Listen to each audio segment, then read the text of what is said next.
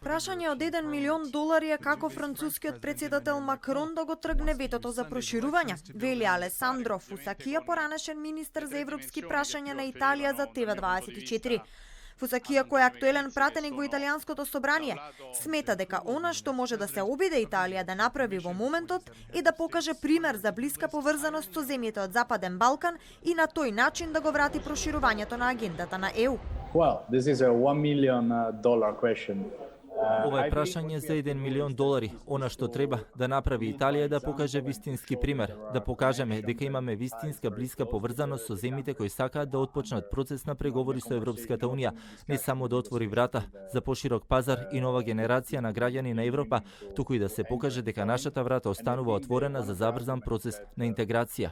Сепак, зошто Италија беше против разделувањето на пакетот Македонија и Албанија за време на самитот? Според италијанскиот пратеник станува збор за технички, а не политички причини. Иако вистинскиот одговор на ова прашање е во рацете на премиерот Джузепе Конте.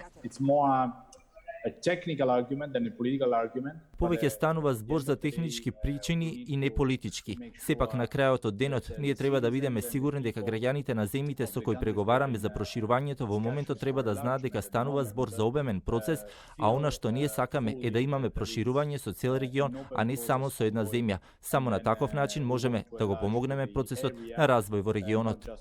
Заев на 29 октомври ќе патува во официјална посета на Италија и ќе има средба со италијанскиот премиер. Оттаму ќе се упати кон Брисел, каде што ќе го дочека шефицата на ЕУ дипломатијата во заминување Федерика Могерини, која ќе организира работна вечера со лидерите од Западен Балкан.